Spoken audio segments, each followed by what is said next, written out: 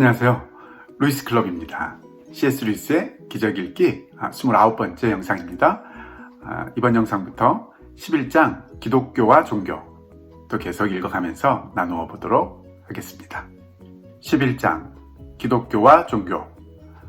종교를 자신의 신으로 삼는 이들은 하나님을 자신의 종교로 갖지 못할 것이다. 리란덴의 토마스 어스킨. 11장을 지금까지 중에서는 가장 짧은 인용구로 시작을 하고 있는데요. 리라덴에 살고 있는 토마스 어스킨이라는 사람의 말이라고 하는데요. 종교를 자신의 신으로 삼는다 라는 말의 뜻은 이해가 갑니다. 그런데 하나님을 자신의 종교로 갖는다 라는 말의 뜻은 개인적으로는 금방 어떤 의도로 하는 말인지 와닿지는 않네요. C.S. 루이스가 왜 이 인용구를 사용했는지 내용을 또 같이 한번 읽어보면서 생각해 보면 좋을 것 같습니다. 사고와 상상력과 언어 사이의 관계를 보지 못할 때 생겨나는 생각의 혼란을 앞에서 제거했으므로 이제 우리는 본 문제로 돌아가려 합니다. 그리스도인들은 하나님이 여러 기적을 행하셨다고 말합니다. 그러나 현대 세계는 하나님의 존재를 믿는다고 말하는 이들조차도 심지어 자연은 초자연의 침입에 대해 무방비라는 사실을 인정하는 이들조차도 그렇게 말하지 않습니다. 지난 장에서 자존하는 절대적 초자연이신 하나님이 자연세계에 여러 가지 기적들을 만드셨다라고 믿는 기독교의 믿는 바가 만들어내는 이미지가 있고 또 그런 믿는 바들을 표현하는 언어적인 표현이 있을 때 그 이미지와 그 표현들이 가질 수밖에 없는 그런 제한 이런 것들에 대해서 이야기했고 또 그 제한 때문에 생겨나는 혼란과 오해 이런 것들에 대해서 이야기하면서 그 문제들을 풀어왔는데요. 이제 그런 문제들은 해결됐다는 그 전제하에 본 문제, 즉 그 기독교가 이야기하는 하나님이 여러 기적을 행하셨다라는 그 주장이 원리적으로 가능한가 그렇지 않은가의 문제로 돌아가자고 이야기합니다. 그러면서 현대 세계는 그 문제를 원리적으로 불가능하다라고 믿는 사람들이 있다는 거죠. 물론 하나님의 존재도 믿고 또 자연세계가 그 초자연이신 하나님에 의해서 침입될 수 있다. 즉 변경될 수 있는 가능성이 있다는 것 자체도 다 믿지만 그럼에도 불구하고 자신들은 하나님이 기적을 행하셨다는 그 말을 믿지 않는다라고 보는 사람들이 있다고 하는데요. 왜 그런지 쫓아가 보도록 하겠습니다. 그들은 하나님이 그런 종류의 일을 하지 않을 뿐이라고 생각합니다. 현대인들의 이런 생각이 과연 옳을 수 있을까요? 저는 우리 시대의 대중적 종교가 생각하는 그런 종류의 하나님은 거의 확실히 기적을 행하지 않을 존재라는 점에 동의합니다. 문제는 이 대중적 종교가 과연 옳을 수 있겠느냐 하는 것입니다. 즉 현대시대의 사람들이 초자연적인 하나님도 믿고 또 초자연에 의해서 자연계가 변화될 수 있는 그런 가능성, 즉 기적의 가능성도 믿지만 실제로 그런 일은 일어나지 않는다라고 믿는 이유가 그 사람들에게는 하나님은 그런 일을 하지 않으실 분이라고 생각하기 때문이다라고 이야기합니다. 그러면서 그것이 바로 현대 시대의 대중적 종교의 가장 큰 특징 중 하나라고 이야기하는데요. 그러면서 이렇게 종교를 바라보는 그 관점이 옳을 수 있겠는가 이 문제에 대해서 다루어 보자고 이야기합니다. 저는 일부러 종교라는 말을 사용했습니다. 기독교를 옹호할 때 우리가 끊임없이 부딪히는 반대는 상대방의 무종교 때문이 아니라 그들이 실제 가진 종교에서 비롯됩니다. 그러면서 현대인이 가지고 있는 기적을 행하지 않는 초자연적인 존재, 즉 기적을 행하지 않는 하나님의 그 개념을 종교라는 말로 일부러 표현했다고 이야기하는데요. 왜냐하면 사실 기독교에 대한 저항, 기독교와 부딪히는 것은 무종교적인 성격이 아니라 바로 하나님을 이렇게 생각하는 종교적인 성격이기 때문이다 라고 우리에게 지적해 주고 있습니다. 아름다움이나 진리나 선에 대해서, 또는 그런 것 안에 내재하는 원리로서의 하나님에 대해서, 아니면 만물 속에 침투해 있는 어떤 거대한 영적 힘으로서의, 혹은 우리 모두가 그 일부인 어떤 공동의 정신으로서의, 혹은 우리 모두가 흘러나오는 원천인 어떤 막연한 영성의 모습으로서의 하나님에 대해 한번 말해 보십시오. 그러면 여러분의 말에 우호적인 반응을 보이는 이들을 쉽게 만날 것입니다. 그러면서 현대인들이 기독교에 대해서 반대하는 이유는 현대인들이 가지고 있는 종교 자체에 대한 거부감 때문이 아니라 자신들이 가지고 있는 종교관의 기독교가 맞지 않기 때문이다라는 것을 증명해 보여주는 일종의 예로, 실제로 우리가 대중들 앞에서 종교를 어떤 아름다움이나 진리나 선에 대해서, 또는 내재하는 어떤 원리로서, 또는 만물 속에 침투해 있는 어떤 영적 힘으로서, 또 아니면 공동의 정신, 시대의 정신, 이런 의미로서, 아니면은 어떤 영성이 흘러나오는 그런 원리로서, 이런 식으로 추상적인 그런 면들로 이야기했을 때는 사실 많은 사람들로부터 환영과 우호적인 그런 반응을 얻게 될 것이다 라고 이야기합니다. 제가 생각하기에도 굉장히 좋은 지적이라고 보입니다. 그러나 뚜렷한 목적을 갖고 특정한 행동을 수행하시는 하나님, 어떤 일을 하되 또 어떤 일은 하지 않는 하나님, 명확한 성격을 가졌으며 구체적이고 무언가를 선택하며 명령하고 금지하시는 하나님에 대해 언급해 보십시오. 그러면 그 순간 분위기는 갑자기 냉랭해질 것입니다. 사람들은 당황하거나 화를 냅니다. 그들은 그러한 개념이 원시적이고 미개하며 심지어 불경하다고까지 여깁니다. 그러나 이번에는 기독교가 전통적으로 가르치는 하나님의 모습, 즉 초자연적인 능력을 갖고 어떤 뚜렷한 목적으로 어떤 일들은 구체적으로 행하고, 또 어떤 일들에 대해서는 행하지 않을 뿐 아니라 그런 것들을 못하게 하고 벌하시고 하는 그런 하나님에 대해서 우리가 이야기를 하기 시작하면 분위기가 굉장히 냉랭해지고 또 많은 사람들이 당황하며 심지어 화를 내고, 이런 식의 생각들은 원시적이고 미개하고 심지어 불경한 것이다 라고 생각하는, 이야기하는 그런 반응을 얻게 된다는 거죠. 이 부분 역시 굉장히 정확한 그런 지적이라고 보여집니다. 대중적 종교가 기적을 배제하는 것은 기독교에 살아계신 하나님을 배제하고 대신 기적 같은 일은 실은 어떤 일도 행하지 않는 그런 종류의 하나님을 믿기 때문입니다. 이런 대중적 종교는 대략 범신론으로 분류될 수 있는데, 따라서 이제 우리는 범신론에 대해 자세히 살펴볼 필요가 있습니다. 기독교가 가르치는 하나님의 모습에 대해서 큰 거부감을 갖고 있는 현대인들이 편안하게 느낄 수 있는 그런 하나님의 개념을 가진 종교가 바로 범신론적인 종교다라고 이야기하는데요. 그러면서 이제부터 이 범신론에 대해서 한번 깊이 있게 생각해 보자고 이야기합니다. 범신론은 통상 종교의 역사에 대한 다분히 공상적 억측의 기초를 두고 있다고 말씀드리는 것이 좋겠습니다. 이 억측에 따르면 처음에 인간은 자연현상을 설명하기 위해 영들을 발명해냈습니다.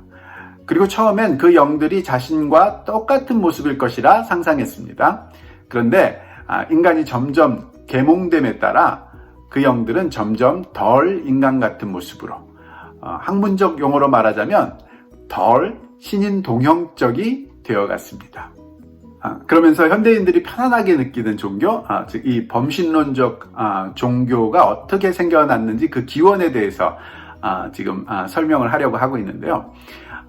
우선 정확하게는 그 기원이라는 것이 일종의 억측, 종교의 역사에 관한 억측에서 비롯된 면이 있다라고 C.S. 루이스는 주장합니다. 그러면서 그 억측을 한번 살펴보면 처음에 사람들은 자연현상들의 어떤 신비함들을 설명하기 위해서 영이라는 개념들을 먼저 발명해냈다는 거죠. 그리고 그 영이 우리가 알고 있는, 우리가 경험하고 있는 우리 자신의 모습, 즉 인간과 닮은 모습일 것이다 라고 생각했을 것이다 라고 사람들이 생각한다는 거죠. 그러면서 우리의 생각의 능력들이 발전해오는 그런 역사의 과정을 거쳐서 점점 덜 인간 같은 모습으로 영을 이해하게 되는 그런 과정을 거쳐서 범신론이 생겨났다라고 사람들이 보통 보고 있다라고 이야기하고 있습니다. 신인 동형적인 속성이 하나씩 인간적 외양, 인간적 감정, 인격성, 의지, 활동성 등에서 시작해서 결국 모든 구체적이고 적극적인 속성 모두 이런 속성들이 하나씩 떨어져 나가고 그래서 결국은 순전한 추상적 관념, 지성 자체, 영성 자체만이 남게 되었습니다. 즉 이 과정을 다시 풀어서 얘기하자면 인간이 생각했던 그런 영들의 모습을 어떤 인간적인 외양, 감정, 인격성, 의지, 활동성 뭐 이런 것들로 생각하던 그런 모습들, 그런 속성들을 다 떼어내고 지성 자체, 영성 자체 이런 식의 순수히 추상적인 개념으로만 생각할 수 있는 그런 것만 남겨놓은 그런 면으로 영을 생각하게 된 것, 그것이 범신론이 발전해온, 생겨나온 그런 기원의 과정이다라고 본다는 거죠. 이런 식으로 하나님은 나름의 분명한 성격을 가진 한 특정한 존재물이 아니라 그저 특정 측면에서 바라본 전체, 혹은 인간 염원의 모든 선이 무한까지 뻗어나갈 경우 결국 만나게 되는 어떤 이론적인 점이 되어버립니다. 현대적 관점에서는 어떤 것의 최종 단계는 그것의 가장 정교하고 문명적인 단계이므로 현대인들은 이 종교를 기독교보다 더 심오하고 더 영적이고 더 계몽된 믿음으로 여기는 것입니다. 즉 영적 존재를 처음에는 구체적인 모습으로 생각을 했다가 시간이 지나면서 그런 구체성들을 버려버리고 순수하게 추상적인 개념으로만 생각하게 됨으로써 생겨났다고 믿는 그런 범신론에 대한 개념이 현대인들이 느끼는 또 하나의 편안한 관점, 즉 진화론적인 관점인 거죠. 만물이 시간이 지나면서 점점 더 정교하고 문명적인 단계에 이르게 된다라는 그 관점과 만나면서 따라서 범신론이 원시적인 기독교보다 그 시간 속에서 훨씬 더 심오하고 더 영적이고 더 정교한 모습으로 발달된 그런 계몽된 종교 체계다라는 결론을 갖게 됐다라고 믿는 것이 바로 현대인들이 범신론을 바라보는 그런 생각이다라고 설명을 하고 있습니다. 그러나 이러한 가상의 종교사는 사실이 아닙니다. 범신론은 분명 그 주창자들이 주장하듯이 현대인의 사고에 잘 맞긴 합니다. 그러나 어떤 신발이 발에 잘 맞는다고 해서 그 신발이 새 것이라는 뜻은 아닙니다. 물이 새지 않는 좋은 신발이라는 뜻은 더더욱 아닙니다. 범신론이 우리 사고에 잘 맞는 것은 그것이 인류의 오랜 계몽 과정 끝의 최종 단계이기 때문이 아니라 그것은 가히 인류의 역사만큼이나 오래된 생각이기 때문입니다. C.S. 루이스는 지금 범신론이 인류와 함께 진화하면서, 즉 역사 속에서 발달하면서 더 좋은 모습이 되었기 때문에 현대인들에게 편안하게 느껴지는 것이다 라고 생각하는 대중들의 생각은 완전 오해일 뿐이다 라고 이야기합니다. 범신론이 현대인에게 편안하게 느껴지는 것은 인류와 함께 오랫동안 같이 있었기 때문일 뿐이다 라고 지금 지적해주고 있습니다. 아마도 범신론은 모든 종교 중에서 가장 원시적인 종교라고 할 수 있습니다. 한 원시 종족의 신인 오렌다는 전체에 퍼져 있는 영으로 해석될 수 있습니다. 인도에서 범신론은 태고적부터 있어온 사상입니다. 그리스인들은 플라톤과 아리스토텔레스의 사상을 통해 그들 문명이 최고 절정에 이르렀을 때야 비로소 범신론을 넘어설 수 있었습니다. 그러나 그들의 후손들은 다시 스토아 철학이라는 거대한 범신론적 사상 체계로 퇴보해버렸습니다. 현대 유럽은 기독교의 지배적 영향 아래에 있을 때에는 범신론을 피할 수 있었습니다. 그러면서 현대 대중들이 가지고 있는 범신론에 대한 기대가 완전히 틀렸고 자신의 관점이 옳다라는 것을 보여주기 위한 증거들을 제시해주고 있는데요. 오래된 원시 종족의 신 오렌다를 살펴보면 전체에 퍼져 있는 영이라는 뜻의 완전히 범신론적인 성격이라는 거죠. 인도를 보면 범신론이 완전히 태고적부터 있었던 사상이라는 것은 금방 알 수 있는 역사적 사실이라고 이야기합니다. 그리스의 역사들을 살펴봐도 플라톤과 아리스토텔레스의 사상들을 통해서 그리스 철학이 정립되기 전까지는 범신론적인 생각들을 벗어날 수 없었고 또 인간이 그 범신론을 오히려 편안하게 느낀다는 것을 플라톤과 아리스토텔레스 이후에는 금방 그것들조차 범신론적으로 해석하는 스토아 철학이 더 그들 가운데 만연했다는 것을 또 보여주고 있습니다. 현대 유럽도 마찬가지라는 거죠. 기독교의 지배 아래 있었기 때문에 범신론적인 생각들을 유럽이 피할 수 있었던 유일한 근거다라고 이야기합니다. 그러나 조르다노 브루노, 스피노자 등을 통해 범신론은 다시 되돌아왔습니다. 헤겔에 이르러 범신론은 고등교육을 받은 거의 모든 이들의 공통된 철학이 되었습니다. 워즈워스, 칼라일, 에머슨 등을 통해서는 좀 더 대중적인 형태의 범신론이 교양 수준이 더 낮은 사람들에게 전달되었습니다. 그렇지만 서구도 브루노와 스피노자 같은 유명한 철학자를 통해서 범신론들이 소개되었고 또 인기를 얻기 시작했으며 헤겔에 이르러서는 완전히 철학자들이 그런 범신론적인 생각에 열광하는 그런 모습들도 보였고 또 워즈워즈, 칼라일, 에머슨.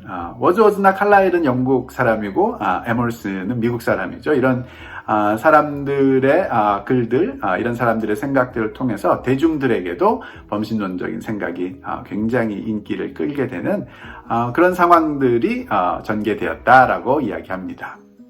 종교의 최종 발달 단계이기는커녕 범신론은 실은 인간 정신의 평상적 성향입니다.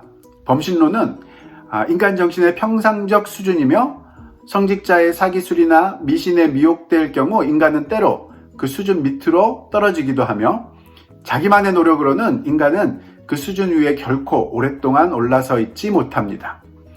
플라톤 철학과 유대교 그리고 양자를 통합시킨 기독교만이 범신론을 물리칠 수 있는 유일한 것이라는 사실이 이미 역사 속에서 증명되었습니다. 이제 C.S. 루이스가 가지고 있는 범신론에 대한 관점을 분명하게 드러내 보여주고 있는데요. C.S. 루이스가 보기에는 범신론이라는 것은 인간이 평상적으로 가지고 있는 성향에 잘 맞고 그 수준에 딱 맞는 개념일 뿐이다 라고 이야기합니다. 그래서 쉽게 훨씬 더 낮은 수준으로 굴러 떨어질 수 있고 변질될 수 있는 그런 모습들도 잘 갖추고 있다라고 이야기합니다. 그러면서 자신이 보는 관점으로는 역사 속에서 논리를 기반으로 세워진 플라톤 철학과 또 하나님의 명령을 기반으로 세워진 유대교, 이 둘이 만나서 생겨난 기독교, 이것만이 범신론을 물리칠 수 있는 유일한 대안이라는 사실이 역사 속에서 증명되었다라고 자신은 본다는 거죠. 범신론은 인간 정신을 가만 내버려둘 경우 자동적으로 빠져들게 되는 태도입니다. 범신론이 우리 정신에 잘 맞는 것은 지극히 당연합니다. 만일 종교가 하나님이 인간에게 하시는 무엇이 아니라 인간이 하나님에 대해 하는 말을 의미하는 것이라면 범신론이야말로 가히 종교의 정수라고 할 수 있습니다. 그리고 그런 의미의 종교는 오로지 하나의 강력한 적을 가졌을 뿐인데 기독교가 바로 그것입니다. 지금 C.S. 루이스는 지금까지 한 이야기들을 정리해보고 있는데요. 범신론이라는 것은 인간이 하나님에 대해서 하는 말이라는 의미로서의 종교이고, 기독교는 하나님이 인간에게 하신 일이라는 면으로서의 종교이라는 거죠. 따라서 이 둘이 가장 강력한 라이벌 관계, 적이라고 이야기합니다.